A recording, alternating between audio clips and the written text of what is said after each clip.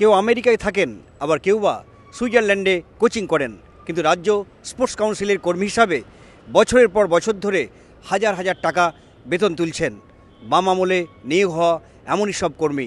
ভাবছেন কোনো গল্প কথা বলছি? না, একেবারেই কঠিন বাস্তব।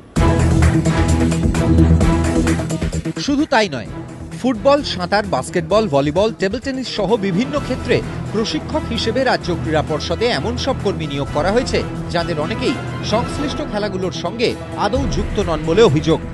বাম আমলে নিয়োগ হওয়া এই সব কর্মীদের খোঁজখবর করতে গিয়ে রাজ্য ক্রীড়া দপ্তরের কর্তা ব্যক্তিদের চক্ষু চড়ক গাছ। সরেজমিনে তদন্ত করে তাঁরা দেখেছেন অভিযুক্ত কর্মীরা হয় সংশ্লিষ্ট খেলার সঙ্গে আদৌ যুক্ত নন, অথবা যে এলাকায় প্রশিক্ষক হিসেবে তাদের নিয়োগ করা হয়েছে সেখানে কোনো প্রশিক্ষণ কেন্দ্রের অস্তিত্বই নেই। যেখানে ফুটবল খেলার কোচিং দেখানো হয়েছে সেখানে আমরা গিয়ে দেখেছি একটা ডোবা, যখন ইন্সপেকশন করতে গেছি। যেখানে আমরা দেখেছি যে ওখানে হকির কোচিং হচ্ছে বা ক্রিকেটের কোচিং হচ্ছে, সেখানটায় গিয়ে দেখেছি আমরা পুকুর। রাজ্য ক্রীড়া পর্ষদে মোট কর্মীর সংখ্যা প্রায় 250। এদের বেতন দিতে সরকারের বছরে খরচ প্রায় 21 কোটি টাকা, অথচ এর মধ্যে 200 জনের কোনো কাজই নেই। এই সব কর্মীদের মূলত 3টি শ্রেণীতে ভাগ করা হয়েছে।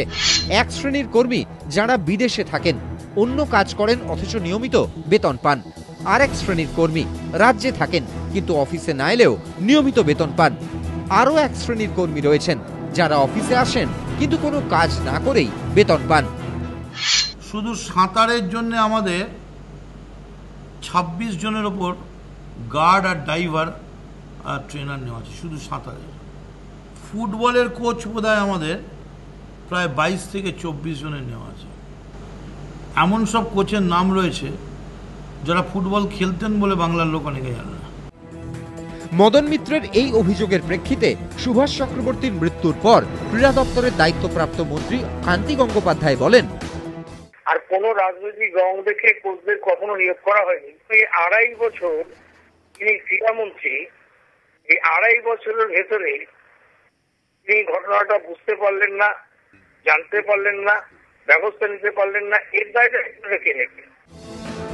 আর্থিক সংকটের জেরে রাজ্য সরকারের কোষাগার এমনিতেই বাড়ন্ত। বাড়তি কর্মীর বোঝা নিয়ে পরিবহন দপ্তর রীতিমতো ধুঁকছে। এবার ক্রীড়া দপ্তরের এমন সব কাজ না থাকা বেতন পাওয়া কর্মীদের বোঝা কিভাবে সামলানো যাবে তা নিয়ে ইতিমধ্যেই চিন্তাভাবনা শুরু হয়েছে সরকারি মহলে। আশাবুল হোসেন, এবিপি আনন্দ, কলকাতা।